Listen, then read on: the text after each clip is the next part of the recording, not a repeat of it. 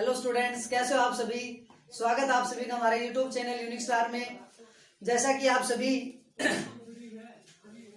लगातार इस चैनल पे आपकी मैथमेटिक्स की क्लासेस देख रहे हो, तो भाई उसी कड़ी में आज हम आगे बढ़ते हुए हमारा जो 10th क्लास का जो चैप्टर चला हुआ है linear pair of linear equation in two variables, उसके अंदर हमने सॉल्यूशंस ऑफ इक्वेशंस के बारे में पढ़ा था। तो सॉल्यूशन ऑफ इक्वेशंस के लिए आपके पास दो मेथड हम कर चुके हैं। एक था आपके पास ग्राफिकल मेथड, वो भी हम कर चुके हैं। उसके बाद हमने पढ़ा था सब्स्टिट्यूशन मेथड। आज जो है वो हम थर्ड मेथड पढ़ने जा रहे हैं भाई, और वो आपका एलिमिनेशन मेथड। कौन सा मेथड है आपका? Elimination method. एलिमिनेशन मेथड का क्या मतलब है भाई? कि जैसे हमने सब्स्टिट्यूट मेथड जब किया था, तो सब्स्टिट्यूट मेथड के अंदर हमने आपको क्या करवाया था कि आपके पास कोई भी जो लीनियर इक्वेशंस थी, दो आपके पास पेयर जो लीनियर इक्वेशन था, उसमें से हमने जिसमें भी कैलकुलेशन आसान थी उसमें से एक वेरिएबल की वैल्यू निकाल करके दूसरे के अंदर पुट अप की थी। यहाँ पर हमें ऐसा काम नहीं करना है। ये सब्स्टिट्यूशन मेथड की बजाय थोड़ा सा सिंपल भी है और बच्चे इसको करने में ज्यादा इंटरेस्ट भी दिखाते हैं भाई।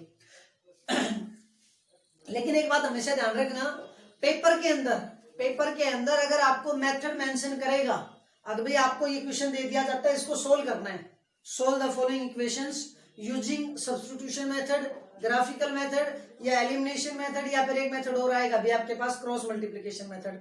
अगर आपको मेथड नाम दे दिया जाता है तब तो भाई आपकी मजबूरी है कि आपको उसी मेथड से क्वेश्चन सोल्व करना पड़ेगा। लेकिन अगर आपको कुछ ना कहे, सिर्फ वो आपको सोल्व करवाए, तो सॉल्यूशन में आपके पास आपकी चॉइस है। 4 मेथड आपके पास, चारों मेथड में से आप किसी से भी यूज कर सोल्व कर सकते हो। वो आपके टाइम पे, आपके माइंड पे डिपेंड करेगा कि आप कौन सा मेथड यूज करते हो। लेकिन अगर आपको मेथड का नाम मेंशन कर दिया तब आपके पास कंपलसरी कि आपको वही मेथड यूज करना पड़ेगा। तो भाई आइए, आज का हम पहला जो क्वेश्चन है वो करते हैं अपना। अगर भाई आपके पास ये दो इक्वेशन है, इन दो इक्वेशंस के अंदर आपके पास इनमें हमें एक्स और वाई की वैल्यू निकालनी है, और वो भी यूजिंग एलिमिनेशन मेथड। तो एलिमिनेशन मेथड का जब हम सोल्व करेंगे तो कैसे करना सोल्व? अभी भाई आपके पास दो वेरिएबल हैं, उन दो वेरिएबल में से एक वेरिएबल के कोफिशिएंट जो हैं, किसी भी एक वेरिएबल के कोफिशिएंट जो हैं, भले एक्स के कोफिशिएंट हो या फिर वाई के कोफिशिएंट, जिसमें भी कैलकुलेशन आसान हो जाए, उसी के कोफिशिएंट आपको क्या करने हैं? बराबर करने हैं। कोफिशिएंट क्या करने हैं आपको? बराबर। अगर ऑलरेडी बराबर है तब तो बहुत अच्छी बात है, अदरवाइज हम उसके अंदर कुछ मल्टीप्लाई करके या कुछ डिवाइड करके उसके अंदर एक वेरिएबल के जो कोफिशिएंट है वो हम क्या करेंगे? बराबर करेंगे। उसके बाद अगर कोफिशिएंट बराबर है तो उनका साइन देखो। साइन आपके पास अगर दोनों का सेम है तब तो भाई वहां पे माइनस कर दो, अगर दोनों का साइन अपोजिट है तो वहां पे दोनों को ऐड कर दो। उससे आपके पास क्या होगा कि एक वेरिएबल आपका वहां से क्या हो जाएगा? एलिमिनेट हो जाएगा, रिमूव हो जाएगा, खत्म हो जाएगा। तो आपके पास एक वेरिएबल बच जाएगा। एक वेरिएबल की वैल्यू हमें आसानी से सोल्व करनी आती है, हम 9th क्लास से पढ़ते हैं, 8th क्लास से। तो उससे हम एक वेरिएबल की वैल्यू निकाल लेंगे। उसके बाद आपके पास जो भी इक्वेशंस हैं, उन इक्वेशंस में किसी भी एक इक्वेशन में आप एक्स वाई, जो भी आपके पास एक्स वाई की वैल्यू आई है उनमें से उसको पुट कर दो, आपके पास सेकंड वेरिएबल की वैल्यू आ जाएगी। देखिए भाई, करते स्टार्ट। आगे आपके पास एक इक्वेशन ये है, एक इक्वेशन ये है। भाई हमने जब बताया था कि स्टार्टिंग के अंदर पेयर ऑफ इक्वेशन जो आपको लिखवाई थी, तो उसकी स्टैंडर्ड फॉर्म जो बताई थी वो बताई थी a1x plus b1y plus c1 is equal to 0, a2x plus b2y plus c2 is equal to 0। ये आपके पास पेयर ऑफ इक्वेशन था। हमने ये कहा था कि तीनों की तीनों टर्म है ना, वो एक साइड में होनी चाहिए। ये दोनों वैल्यू जो है ये तो एक साथ होनी चाहिए। कांस्टेंट टर्म के ऊपर आपकी कोई बाउंडेशन नहीं है, या तो कांस्टेंट को आप लेफ्ट हैंड साइड में रखो या फिर कांस्टेंट को आप राइट हैंड साइड में, एक साइड में आपको रखना है, वो आपकी मर्जी है। आप इसको लेफ्ट में रखते हो या फिर राइट में, लेकिन ये नहीं चलेगा एक कांस्टेंट तो लेफ्ट में एक कांस्टेंट राइट में, ये बात नहीं बनेगी। ये बस ध्यान रखना, या तो दोनों कांस्टेंट लेफ्ट में या दोनों कांस्टेंट राइट में। अब एक बार देखना भाई, ये इक्वेशन तो सही है आपकी, इस इक्वेशन में आपको थोड़ी सी दिक्कत आएगी। आखिर यहाँ पे ये जो वैल्यू है ना, ये दोनों राइट हैंड साइड में है। तो बेटा सबसे पहला काम आपको क्या करना है कि इन दोनों वैल्यूज को, इसके अंदर लेफ्ट में है ना, तो इसके अंदर भी क्या कर दो, इसको लेफ्ट में ले आओ। इसको जब लेफ्ट में जब लेके आओगे तो ये वैल्यू क्या बन जाएगी भाई? इसको हम यहाँ पे लिख देते हैं भाई, ये आपके पास 9x, इसको उधर लाएंगे, ये हो जाएगा माइनस के 2y, और ये वैल्यू हो जाएगी प्लस के माइनस के 7 इज इक्वल टू 0। देखो इन दोनों टर्म्स को उठा करके हम लेफ्ट में ले गए, 9x इधर ही था वो एज इट इज रह गया, 2y इधर प्लस का था, इधर आएगा तो माइनस का हो जाएगा, ये 7 जो है ये प्लस का था, इधर आके इसका हो जाएगा माइनस का। ये आ गया आपके पास इक्वेशन नंबर 1, ये आ गया आपके पास इक्वेशन नंबर 2। तो हमारा एलिमिनेशन मेथड जो उसमें हमने आपको बता दिया, एलिमिनेशन मेथड के अंदर आपके पास एक वेरिएबल को एलिमिनेट करना है, और वो एलिमिनेट कैसे होगा, उसके कोफिशिएंट को बराबर करके। तो बेटा देखो यहाँ पे x का कोफिशिएंट 3 है, यहाँ पे 9 है, यहाँ पे 5 है, यहाँ पे 2 है। x या y में से किसी एक को करेंगे। अब देखो जब इसमें से जब एक को जब सॉल्यूशन जब करोगे तो आपके पास क्या वैल्यू आ रखी है भाई, यहां से ध्यान से देखो, ये बताओ तो मेरे को आखिर यहाँ x का कोफिशिएंट 3, ये यहाँ 9, यहाँ 5 और ये 2। तो आपको यहाँ पे x के कोफिशिएंट बराबर करने में आसानी रहेगी या फिर y के कोफिशिएंट बराबर करने में। तो देखना भाई एक बार, यहाँ पे 5 और ये 2 है, और यहाँ पे और 3 और 9 है। 3 और 9 तो 3 का मल्टीपल है ना, 9 तो क्या 3 का मल्टीपल। तो क्यों ना हम इस इक्वेशन को अगर हम 3 से मल्टीप्लाई कर दें, इस इक्वेशन को 3 से मल्टीप्लाई कर दें तो 3 3 जाए कितना हो जाएगा, 9 हो जाएगा। ये भी 9x हो जाएगा, ये भी क्या हो जाएगा 9x, दोनों 9x हो गए। या फिर इन दोनों को करोगे तब आपको थोड़ी सी दिक्कत आएगी, आपकी कैलकुलेशन बढ़ेगी।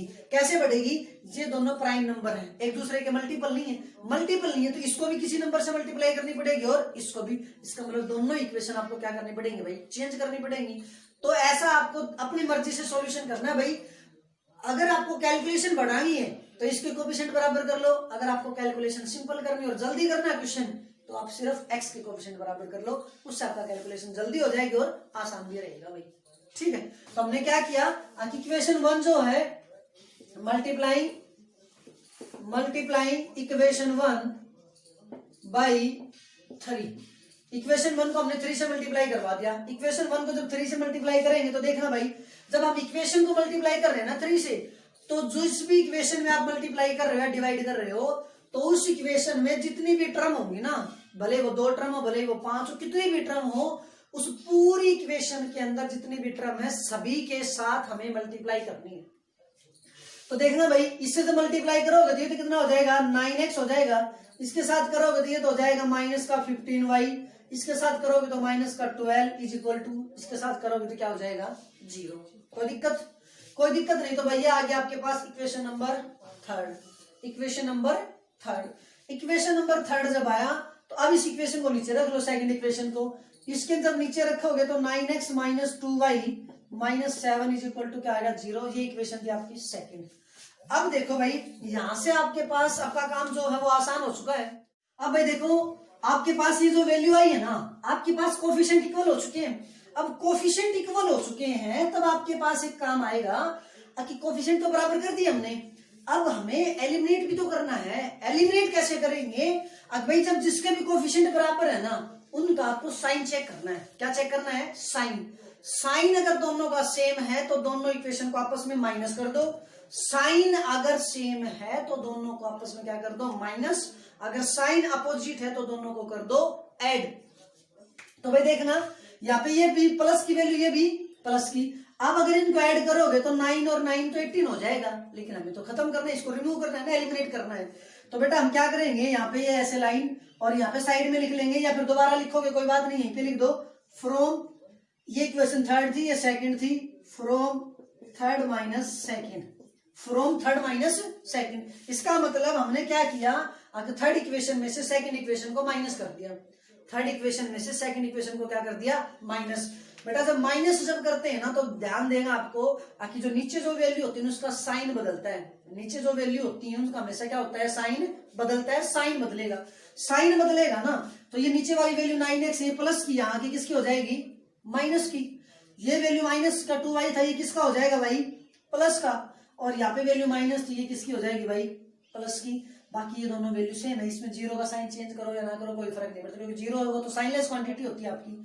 यहाँ तक कोई दिक्कत, अब यहाँ तक कोई दिक्कत नहीं। तो देखिए बेटा क्या आएगा आपके पास, ये जो वैल्यू प्लस की है, अब आपने जब साइन चेंज कर दिए ना, तो साइन चेंज करने के बाद जो ये ऊपर वाले जो साइन थे ना, देखो मैं राउंड कर रहा हूँ, ये वाले साइन, ये यहाँ पे जो भी साइन था ये ना के बराबर होते, मीन्स इनका कोई रूप मतलब नहीं रह गया।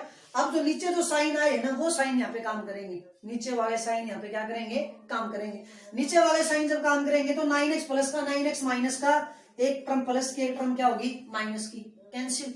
आपका x तो खत्म हो गया ना, अरे x तो खत्म हो गया। x खत्म होगा तब y पे आ जाओ भाई। यहाँ पे माइनस के 15y है और यहाँ पे प्लस के 2y है, गलती से माइनस के 2y मत कर देना भाई। माइनस के 15y और प्लस के 2y है, माइनस के कितने बच जाएंगे 13y। कितने बच जाएंगे 13y। ये माइनस और ये प्लस, जब भी दो टर्म, एक टर्म प्लस की एक माइनस की होती है तो वहां पे हमेशा माइनस होता है। माइनस होने के बाद बड़ी टर्म में से छोटी टर्म माइनस होगी हमेशा, साइन हमेशा बड़ी टर्म का बचेगा। बड़ी टर्म प्लस की तो प्लस का बच जाएगा और बड़ी टर्म माइनस की तो माइनस का बच जाएगा। तो यहाँ पे माइनस की 15y थे, माइनस की वैल्यू बड़ी थी इसलिए हमने क्या कर दिया माइनस का 13, सॉरी माइनस, और 15 में से 2 गए तो कितने बच गए 13। इधर से देखना भाई, ये माइनस के 12 है और ये प्लस के क्या है भाई 7। माइनस के 12 और प्लस के क्या आपके 7, इनको जब आप सोल्व करोगे तो माइनस के 12 में से प्लस 7 गए तो माइनस के 5 बच गए भाई, इज इक्वल टू क्या हो गया 0। कोई दिक्कत? अब कोई दिक्कत नहीं, तो यहां से वैल्यू क्या आएगी आपके पास माइनस के 13y, और इसको उधर ले जाओ भाई, ये कितना हो जाएगा प्लस का 5।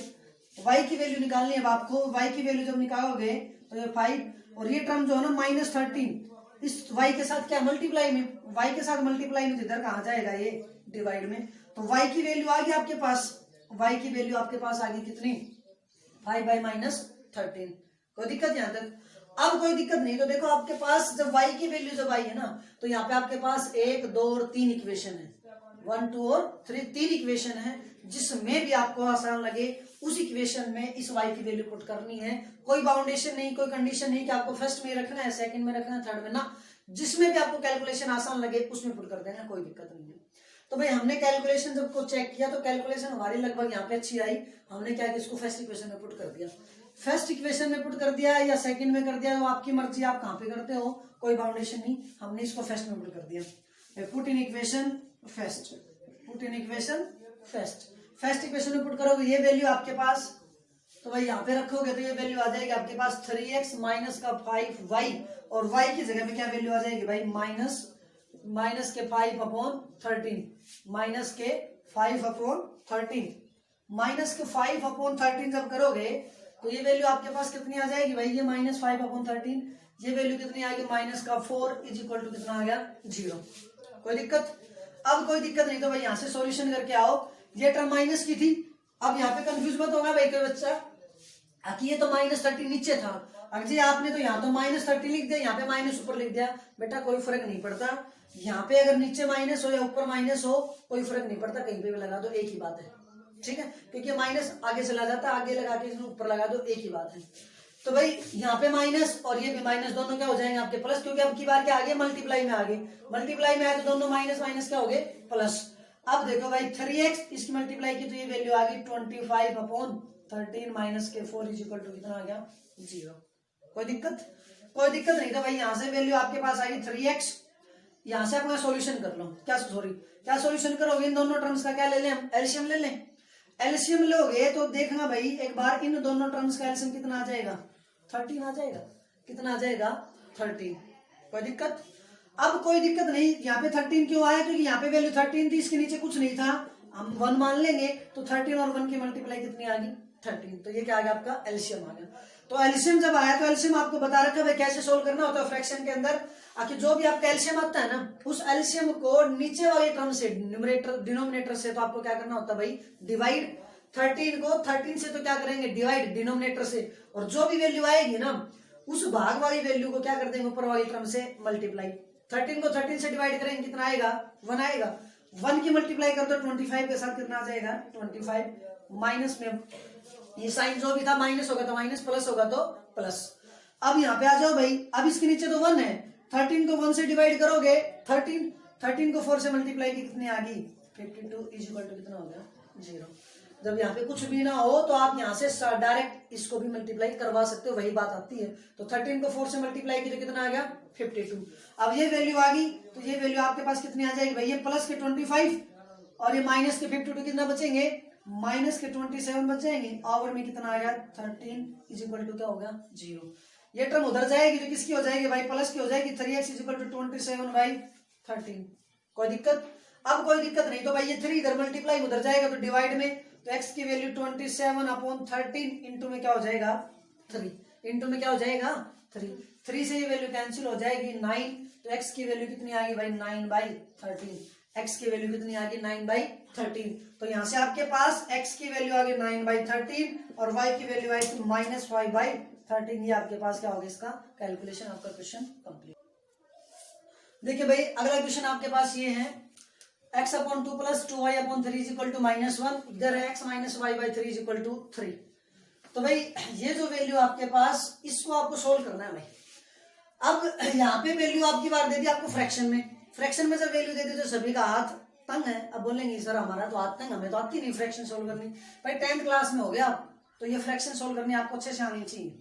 फिर भी नहीं आती तो देखो फटाफट क्या करना है भाई, इधर 3 और इधर 2 है, दोनों का क्या लेंगे हम एलसीएम। दोनों का एलसीएम लेंगे तो इधर वैल्यू क्या आ जाएगी भाई 6, क्योंकि 3 और 2 का एलसीएम कितना आएगा 6। 3 और 2 का एलसीएम जब 6 आ गया तो आपका वही प्रोसीजर, 6 को पहले डिनोमिनेटर से मल्टीप्लाई, 6 को 2 से मल्टीप्लाई करवाई तो 3, और 3 को ऊपर वाले टर्म से मल्टीप्लाई करवाएंगे कितना आ जाएगा 3x। फिर बीच में साइन प्लस का तो प्लस का, अब 6 को 3 से डिवाइड करवाओ, 6 को 3 से डिवाइड किया कितना आ गया 2, 2 को ऊपर वाली टर्म से क्या करवा दो मल्टीप्लाई, कितना आ जाएगा 4y = -1। इधर 6 डिवाइड में ना इधर जाएगा तो मल्टीप्लाई में, तो कितना आ जाएगा 3x प्लस में 4y = कितना आ गया भाई -6। इसको ले लिया हमने इक्वेशन नंबर 1। कोई दिक्कत यहाँ तक? अब कोई दिक्कत नहीं तो अब इधर आ जाओ भाई। इधर आपके पास यहाँ 3, इसके नीचे कुछ नहीं है तो कोई बात नहीं, एलसीएम कितना आ जाएगा आपके पास 3 एलसीएम आ गया तो यहाँ से अब इसके साथ डायरेक्ट मल्टीप्लाई कर दो, ये आ जाएगा 3x और यहाँ पे वैल्यू बच गई -y = क्या आ गया 3। अब 3 इधर डिवाइड में ना उधर जाएगा तो मल्टीप्लाई में हो जाएगा, तो 3x - y = कितना हो गया 9। कोई दिक्कत? ये आ गया आपके पास इक्वेशन नंबर 2। अब इक्वेशन नंबर 2 भी आ गई, फर्स्ट भी आ गई। अब देखो कि भाई आपका काम क्या है, एलिमिनेशन मेथड से आपको सोल्व करना है। एलिमिनेशन में हमने आपको बताया कि आपका कोएफिशिएंट बराबर कर दो और उसके बाद उनको प्लस माइनस कर दो। यहाँ पे coefficient 3x 4y, 3x - y। अब कोई फंसेगा जहां पूछ के बोला जी यहाँ पे 4y है, यहाँ पे y है, इसको तो 4 से मल्टीप्लाई करवा दे, बोला इसके y के बराबर हो जाए। अरे भाई बिना दिमाग के, यहाँ पे 3x रहा, यहाँ पर भी 3x है, ऑलरेडी बराबर मिल गया, हमें करने की जरूरत ही नहीं पड़ी, तो सीधा लिख दो इसके नीचे। सीधा जब इसको इसके नीचे लिखोगे तो क्या आ जाएगा 3x - y = कितना आ गया 9। इक्वेशन नंबर क्या आ गई 2। इक्वेशन नंबर 2 जब आई तो फिर वही काम। अब भाई यहाँ पे दोनों का साइन सेम है, मतलब माइनस करेंगे, साइन अपोजिट होता तो क्या कर देते प्लस, तो यहाँ पे माइनस करेंगे तो क्या लिखोगे यहाँ पे फ्रॉम फर्स्ट माइनस सेकंड जब करोगे तो ये साइन माइनस का, ये प्लस का, ये किसका हो जाएगा माइनस का। नीचे वाला जो भी साइन है उसको बदल दो, बस प्लस था माइनस कर दिया, माइनस था प्लस, प्लस था माइनस। अब आपको बताया कि भाई जब साइन बदल दिए तो नीचे वाले साइन लागू होंगे, तो ये प्लस का 3x, ये माइनस का 3x, दोनों क्या हो गए कैंसिल। यहाँ पे प्लस 4y, यहाँ पे प्लस y, गलती से -y मत कर देना, प्लस 4y प्लस y कितनी वैल्यू आ गई भाई y। अब इसको ऐड करने का मतलब y है, इसका मतलब इसका कोएफिशिएंट कितना है 1, 1 को 4 में ऐड करेंगे कितना हो जाएगा 5y। माइनस के 6 माइनस के 9, हाँ भाई कितना आएगा ये -6 - 9 किसकी वैल्यू बराबर होगी इसके, जल्दी बोल। -6 - 9 कितनी वैल्यू आएगी 15 प्लस का आएगा माइनस का आएगा माइनस का। अगर दोनों टर्म किसकी है, ये माइनस की हैं, अगर दोनों टर्म माइनस की है तो गलती से माइनस माइनस प्लस मत कर देना। यहाँ पे दोनों की मल्टीप्लाई नहीं करवा रहे, ना ही हम डिवाइड करवा रहे, यहाँ पे हम दोनों को ऐड कर रहे हैं। और एडिशन के अंदर साइन चेंज नहीं होता, प्लस का होता है तो प्लस का, माइनस का होता है तो माइनस का। तो -6 - 9 कितना हो गया -15 हुए, तो हमें y की वैल्यू निकालनी है, तो -15 अपॉन ये मल्टीप्लाई मतलब डिवाइड में आ जाएगा, ये 3 वैल्यू आ गई। y की वैल्यू कितनी आ गई भाई आपके पास y की वैल्यू कितनी आ गई -3, y की वैल्यू कितनी आ गई -3। y की वैल्यू जो -3 आई, तो अब देखो ये y की वैल्यू आपके पास दो इक्वेशन है, पहली इक्वेशन में पुट कर दो चाहे सेकंड इक्वेशन में, आपकी मर्जी है। हमारे पास हम यहाँ पे पुट कर दें, कैलकुलेशन जल्दी हो जाएगी। इसको लिखो भाई put in equation second equation में जब पुट करोगे तो ये आपके पास वैल्यू आ जाएगी। इस वैल्यू को आपको क्या करना है भाई यहाँ पे सोल्व करना है।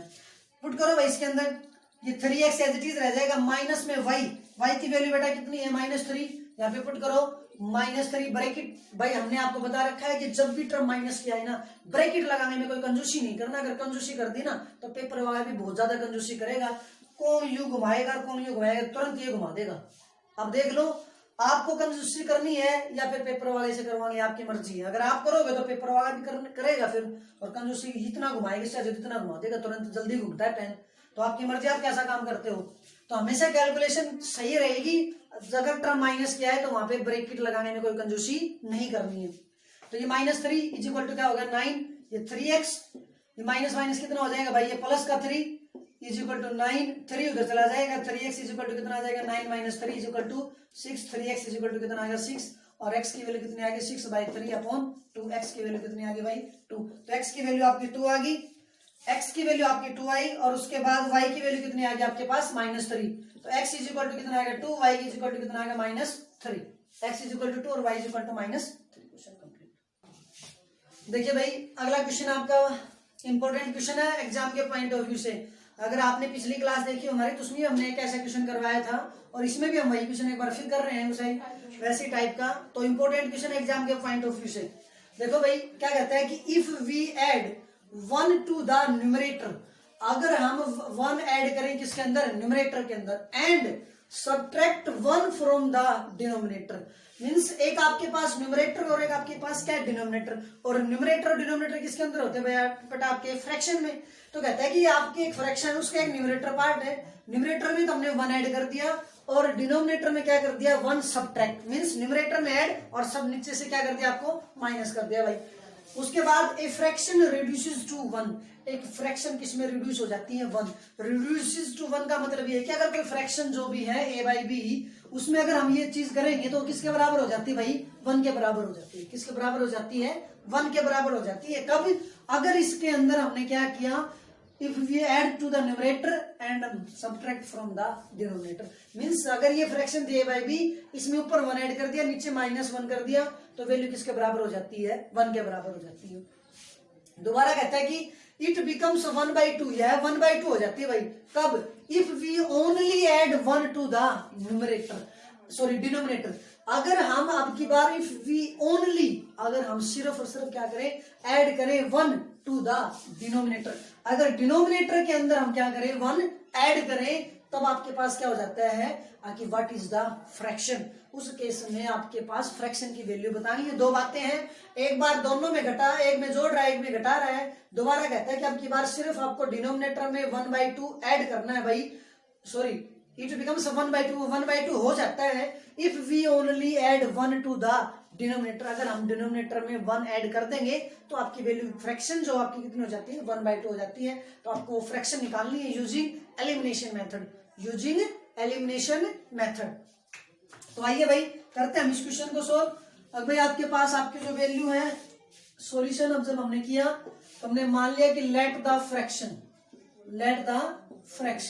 आपके पास फ्रैक्शन हमने क्या मान ली भाई y मान ली। फ्रैक्शन अगर x/y है तो भाई सीधा आपके पास अकॉर्डिंग टू क्वेश्चन में क्या कहता है कि 1 तो आपको ऐड करना है भाई न्यूमरेटर में और सब्ट्रैक्ट करना है डिनोमिनेटर से। इसका मतलब आपका न्यूमरेटर x था, इसमें 1 ऐड करोगे तो x + 1 and subtract from the denominator y है, y में से 1 ऐड सब्ट्रैक्ट कर दिया तो y - 1।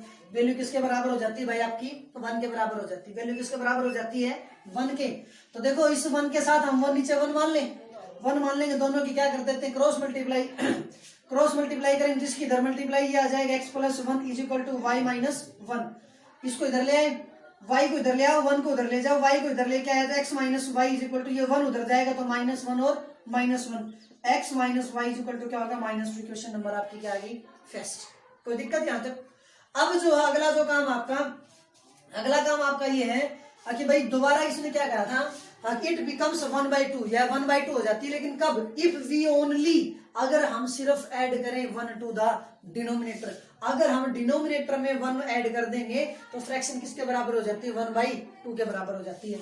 इसका मतलब अब की बार सिर्फ डिनोमिनेटर में ऐड करना है तो न्यूमरेटर आपका सेम रहेगा, डिनोमिनेटर आपका क्या है y, तो x/y, इसके अंदर आपको डिनोमिनेटर में 1 ऐड करना है तो है y + 1, और ये वैल्यू किसके बराबर होगी भाई 1/2 के। किसके बराबर होगी 1/2 के।